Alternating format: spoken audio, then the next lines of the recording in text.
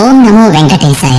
ఈ మంత్రోచ్చారణ వింటుంటే మైమరిచిపోవడం ఆ ఏడుకొండలవాణి మహత్యం. వెంకటాద్రి సమస్థానం బ్రహ్మాండే నాస్తి కించన, వెంకటేశ నమో దేవో న భూతో న భవిష్యతి అని ఆ గోవిందుని కొలుస్తున్నారంటే ఆ స్వామి ఉన్నాడనడానికి అది ప్రమాణం. స్వచ్ఛమైన భక్తి, సంపూర్ణ శరణాగతి, దైవం పట్ల విశ్వాసం ఉన్నప్పుడు అందరికీ ఆయన పలికే దేవుడే. తిరుమల తిరుపతి శ్రీ వెంకటేశ్వరుడు నెలకొని ఉన్న ఆ 7 కొండలు 8,000 చదరపు కిలోమీటర్ల మేర విస్తరించి ఉన్న సంగతి తెలుసు కదా. అవి కోట్ల సంవత్సరాల క్రితమే ఏర్పడ్డాయనేది భౌగోళిక శాస్త్రవేత్తలు చెప్తున్నారు. సముద్ర మట్టానికి 2,500 అడుగుల ఎత్తులో నెలకొని ఉన్న తిరుమల కొండ మీద 1979 నవంబర్ 7వ తేదీ అర్ధరాత్రి దాటిన తర్వాత జరిగిన అపూర్వ సంఘటన చరిత్రలో నమోదైంది. ఆ రాత్రి తిరుపతి పట్టణం గాఢ నిద్రలో ఉంది. తిరుమల కొండలపై నిశ్శబ్దం అలుముకుని ఉంది. అప్పుడు జరిగింది ఎవ్వరూ ఊహించని, ఎవరూ గ్రహించని ఓ అద్భుత దివ్య ఘటన. తిరుమల శ్రీవారి ఆలయం లోపల నుంచి మణిమండపంలోని జేగంటలు అదే పనిగా మ్రోగసాగాయి. నిత్యం వేలాది మంది దర్శించుకునే స్వామివారి దివ్య సముఖంలోని గంటలు సాధారణంగా రోజు స్వామివారికి ప్రసాద నివేదన జరిగే సమయంలో మ్రోగడం పరిపాటి. రాత్రి ఏకాంత సేవ తర్వాత కొద్దిసేపు బంగారు వాకిలిని మూసేస్తారు. ఆనంద నిలయం వాకిలి తాళాలు వేస్తారు. గాలి గోపురం కూడా మూతపడుతుంది. మళ్లీ సుప్రభాత సేవ కోసమే తలుపులు తెరుస్తారు. అంటే ఆ సమయంలో లోపల ఎవరూ ఉండరు. అటువంటిది ఆనాటి రాత్రి సుమారుగా 1 గంట సమయంలో ఆలయం లోపల మండపంలోని గంటలు మ్రోగడం అందరినీ ఆశ్చర్యచకితుల్ని చేసింది. ఏకాంత సేవ తర్వాత స్వామివారు విశ్రాంతి తీసుకుంటారని, కాబట్టి దర్శనాలు ఉండవని ఆగమ శాస్త్ర నియమం. భక్తులు, పూజారులు ఒక్కరు కూడా లోపల ఉండరు. అందుకని తాళాలు వేసే సమయంలో పొరపాటున ఎవరో భక్తులు లోపల ఉండిపోవడం, అది గమనించక ఆలయ అధికారులు తాళాలు వేయడం జరుగుతుంటుంది. అందుకని అతడు గంటలు మ్రోగించడం ద్వారా తాను లోపల చిక్కుకున్నాననే సంగతిని తెలియజేస్తున్నాడని భావించారు. అలాగని శాస్త్ర నియమాలకు విరుద్ధంగా ఆలయ ద్వారాలు తీయరాదు. అందుకు తగిన సమయం వరకు వేచి చూడక తప్పదు. తెల్లవారి ఆలయ ద్వారాలు తెరిచి లోపల మూలమూలన చూస్తే ఎవరూ కనిపించలేదు. ఉన్నవాళ్లు బయటకు వెళ్లేందుకు వేరే మార్గము లేదు. తిరుమల తిరుపతి దేవస్థానం అప్పటి ముఖ్య కార్యనిర్వహణాధికారి శ్రీ పివిఆర్కే ప్రసాద్ ఆయన వెంకటేశ్వర స్వామిపై పలు గ్రంథాలు రచించారు. When I saw Tirupati Balaji అనే పుస్తకంలో ఆయన తన అనుభవాలు గ్రంథస్థం చేశారు. ఈ సంఘటన వివరాలు అందులో లభించాయి. ఆయన ఐఏఎస్ అధికారి. శ్రీ పివి నరసింహారావు ప్రధానిగా ఉన్నప్పుడు ఆయనకు మీడియా సలహాదారునిగాను వ్యవహరించారు. ఇంతకీ ఆనాడు ఏం జరిగిందన్నది తెలుసుకుందాం. తిరుమలలో నీళ్లకు గట్టి ఎద్దడి ఏర్పడింది. భక్తుల తాకిడికి తగినట్టుగా నీటి లభ్యత లేదు. తిరుమలలోని గోగర్భం డ్యాం తదితర నీటి వనరులు అడుగంటిపోతున్నాయి. తిరుమల నీటి అవసరాలను తీర్చే గోగర్భం డ్యాంలో 1 వారం రోజులకు సరిపడా నీళ్లున్నాయి. చూస్తుంటే వానలు లేవు. మరిక భక్తులు రావద్దని చెప్పి ఆలయాన్ని సైతం మూసివేయాల్సి వస్తుందని శ్రీ ప్రసాద్, తిరుమలలోని నీటిపారుదల అధికారులు తీవ్ర మదన పడుతున్నారు. ఇంజనీర్లు కూడా ఎక్కడా నీటి జాడలు లేవని తేల్చి చెప్పారు. చెరువులు, కుంటలు, జలాశయాలు అన్నీ కరువు బారిన పడినట్లయింది. అప్పుడు శ్రీ ఉప్పులూరి గణపతి శాస్త్రి గారు ఒక మార్గం చూపించారు. వేదాలు, ఉపనిషత్తులు, ధర్మశాస్త్రాల్లో అపారమైన పాండిత్యం, జ్ఞానం కలిగిన గణపతి శాస్త్రి గారిని అభినవ సరస్వతిగా శిష్యులు కొలుస్తారు. 82 ఏళ్ల ఆ జ్ఞాన వృద్ధుడు తనను కలిసిన పివిఆర్కే ప్రసాద్ గారికి వరుణ జపం చేయించమని సూచించారు. పరిష్కారం లేని సమస్యను ఆ దేవుడు కూడా సృష్టించడు. ఆ పరిష్కారం కూడా మన చుట్టూనే ఉంటుంది, మనం గ్రహించాలంతే అని భరోసా ఇచ్చారు.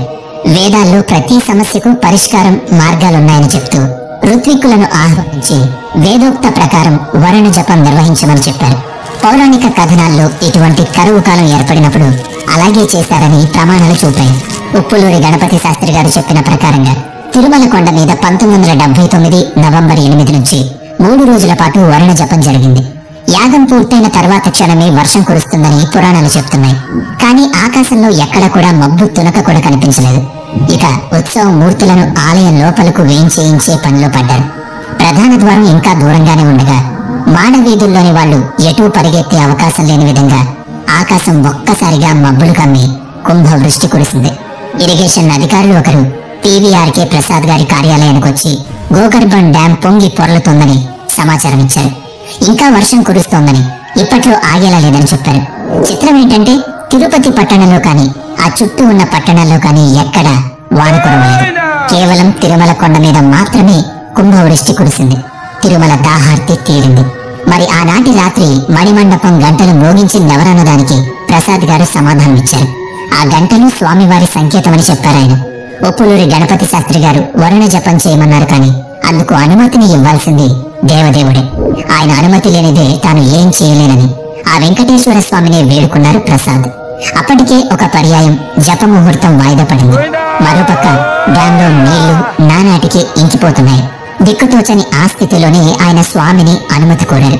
ఆ రాత్రి పవళింపు సేవ తర్వాత తలుపులన్నీ తాళాలు వేసి అందరూ వెళ్లిన తర్వాత రాత్రి 1 గంట వేళ ఆ గంటను మ్రోగించి స్వామియే స్వయంగా వరుణ జపం నిర్వహించడానికి అనుమతిచ్చారని ప్రసాద్ విశ్వసించారు. ఆలయ అధికారులు, భక్తులు అందుకు ప్రత్యక్ష సాక్షులు. ఇంతకంటే ఏం చెప్పగలం చెప్పండి? టీటీడీ చరిత్రలో ఇటువంటివి ఎన్నెన్నో ఉన్నాయని ప్రయత్నించి మరీ తెలుసుకుంటే తెలుస్తాయని భక్తులు నమ్ముతారు. స్వామివారి లీలా విశేషాలు ఎన్నో. బ్రహ్మ, విష్ణు, మహేశ్వరుల్ని సృష్టి, స్థితి, లయకారకులుగా చెప్పుకుంటాం. విష్ణుమూర్తి అవతారాల గురించి మనకు తెలుసు. అయితే తిరుమల శ్రీ వెంకటేశ్వరుడు సాక్షాత్తు విష్ణుమూర్తి ఆర్చ స్వరూపమని, దశావతార మూర్తి కాదని పండితులు చెప్తారు. పల్లవులు, చోళులు, విజయనగర రాజులు తిరుమలను అభివృద్ధి చేశారు. భౌగోళిక సంక్లిష్టత కారణంగా మొఘలుల ఆక్రమణ నుంచి తిరుమల శ్రీవారి ఆలయం రక్షించబడిందని చరిత్రకారులు వివరిస్తున్నారు. అయితే తిరుపతిలోని ఆలయాలను, ఇతర మైదాన ప్రాంతాల ఆలయాలను దుండగులు ధ్వంసం చేశారు. పలు ఆలయాల మూల విరాట్టులను, ఉత్సవమూర్తులను తిరుమల తీసుకొచ్చి సంరక్షించారని చరిత్ర చెబుతోంది. ఢిల్లీ సుల్తాన్ అలావుద్దీన్ ఖిల్జీ సైన్యాధ్యక్షుడు మాలిక్ కఫూర్ 1311లో దక్షిణ భారతదేశంపై దండయాత్ర చేశాడు. మహారాష్ట్రలోని దేవగిరి, తెలంగాణలోని ఓరుగల్లు, కర్ణాటకలోని హొయసల సామ్రాజ్యం, తమిళనాడులోని పాండ్యరాజులపై దండెత్తి ఆక్రమించుకున్నాడు. ఆ ప్రాంతాల్లోని ఆలయాలను ధ్వంసం చేసి అక్కడ అపారమైన బంగారం, రత్నాలు, ధనరాశులను కొల్లగొట్టారు. అప్పుడు తమిళనాడు శ్రీరంగపట్టణంలోని శ్రీరంగనాథుని ఉత్సవమూర్తిని అక్కడ ఆచార్యులు తిరుమలకు తీసుకొచ్చారు. వైష్ణవ సాంప్రదాయం ప్రకారం ఉత్సవమూర్తులకు నియమానుసారం పూజాధికారులు నిర్వహించారు. అందుకే ఇక్కడకు తీసుకొచ్చి పవిత్రంగా స్థాపించి పూజలు చేశారు. పరిస్థితులు సాధారణమయ్యాక తిరిగి శ్రీరంగం తీసుకువెళ్లారని చరిత్రలో చెప్పబడింది. అందుకు సంబంధించి శాసనాధారాలున్నాయి. బ్రిటిష్ వలస ప్రభుత్వం సమయంలోనూ తిరుమల ఆలయాన్ని దోచుకునే యత్నాలు జరిగాయని శ్రీ విఎం శ్రీనివాసరావు రచన Tirupati Shri Venkateswara Balaji origin, significance and history of శ్రీంలో చెప్పబడింది. విజయనగర సామ్రాజ్య పతనానంతరం దక్షిణ భారతదేశాన్ని ఆర్కాటు నవాబులు తమ ఏలుబడిలోకి తీసుకున్నారు. ఔరంగజేబు దక్షిణ పదాన్ని జయించాక అక్కడ పరిపాలనను సుబేదార్లకు అప్పగించి వెళ్లాడు. ఆర్కాటు నవాబు పాలనలో ఉన్నప్పుడు వాళ్ళు తిరుమల ఆలయాన్ని ఆక్రమించడానికి పూనుకున్నారు. మద్రాసులో ఉన్న ఈస్ట్ ఇండియా కంపెనీ అధికారులకు ఈ విషయం తెలిసింది. వాళ్ళొచ్చి ఆర్కాటు నవాబుల ప్రయత్నాలను అడ్డుకున్నారు. తర్వాత ఆలయ నిర్వహణను బ్రిటిష్ వాళ్ళు తమ ఆధీనంలోకి తీసుకున్నారు. అయితే బ్రిటిష్ వారు ఆలయ ఆచారాల్లో జోక్యం చేసుకోలేదు, కానీ ఆలయానికి వస్తున్న ఆదాయాన్ని మాత్రం కొల్లగొట్టడానికి ఉత్తర్వులు విధించారు. వారు నేరుగా ఆలయ వ్యవహారాల్లో జోక్యం చేసుకోలేదు.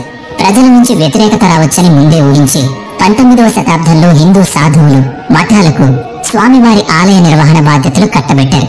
వారి ద్వారా ఆలయంపై పరోక్షాధికారాన్ని చెలాయించారు. ఉత్తర భారతదేశానికి చెందిన హతీరాం బాబా మఠం ఏనాటి నుంచో తిరుమల శ్రీవారి సేవలో నిమగ్నమై ఉంది. ఆ మఠానికి ఆలయ నిర్వహణ అప్పగించిన బ్రిటిష్ ఈస్ట్ ఇండియా కంపెనీ ఆలయం నుంచి పన్నుల వసూళ్లను కొనసాగించింది. 1933లో ఆలయ నిర్వహణ తిరుమల తిరుపతి దేవస్థానం బోర్డు ఆధీనంలోకి వచ్చింది. పరోక్షంగా బ్రిటిష్ వారిదే నియంత్రణ కొనసాగింది. అలా టీటీడీ పాలన మండలి ఏర్పాటైంది. స్వాతంత్రానంతరం జరిగిన అనేక రాజకీయ పరిణామాలు, భాషా సంయుక్త రాష్ట్రాల ఏర్పాటు జరిగాక తిరుమల తిరుపతి ఆంధ్రప్రదేశ్ రాష్ట్రంలో భాగమైంది. 1966లో టీటీడీ పాలక మండలి ప్రభుత్వ ఆధీనంలోకి వచ్చింది. అంటే స్వయం పరిపాలన ఉంటుంది, కానీ అది ప్రభుత్వ నిర్వహణలో జరుగుతుంది. 1979లో మరోసారి నిర్వహణాధికారాన్ని సవరించారు. ప్రపంచంలో అత్యంత ధనిక ఆలయం శ్రీవారి ఆలయమే అని, సుమారుగా 250 లక్షల కోట్ల విలువ చేసే ఆస్తులు కలిగి ఉందని కొన్ని లెక్కలు చెప్తున్నాయి. ఈ సొమ్మును స్వామి తన వివాహం నిమిత్తం కుబేరుని వద్ద తీసుకున్న అప్పుకు చెల్లిస్తూ ఉంటారని పురాణాలు చెప్తున్నాయి. కలియుగాంతం వరకు ఆ అప్పుకు వడ్డీ కడుతూ యుగాంతం నాటికి అప్పు చెల్లుతుందని విశ్వసిస్తారు. ఆ ఆస్తులన్నీ భక్తులు వివిధ రూపాల్లో స్వామివారికి సమర్పించినవే కావడం విశేషం. అలాగే స్వామికి తలనీలాలు సమర్పించడంలోనూ ఒక తాత్వికత దాగుంది. శిరోజాలు మనిషికి అందాన్నిస్తాయి. మనిషికి అందం పట్ల వ్యామోహం కలగకుండా స్వామికి తలనీలాలు సమర్పించి లౌకిక సుఖాల పట్ల ఉండే భోగ విలాసాలను తనలో పెంచుకోకుండా ఉండడానికే ఆ నియమమని పెద్దలు చెప్తారు. ఆత్మ నివేదన, సంపూర్ణ శరణాగతి ద్వారానే స్వామివారి కృపను పొందే వీలుందని పెద్దలు చెబుతూ ఉంటారు. గోవింద అని ఎలుగెత్తి వేడుకోవడంలోని ఆర్తిని స్వామి ఆలకిస్తాడని భక్తులు నమ్ముతారు. మరి మీరు ఇప్పటి వరకు తిరుమల తిరుపతికి ఎన్నిసార్లు వెళ్లారు? తప్పకుండా కామెంట్ చేయండి. అలాగే ఈ వీడియోని ప్రతి ఒక్కరికి షేర్ చేయండి. నెక్స్ట్ వీడియోలో మళ్ళీ కలుద్దాం. Thanks for watching.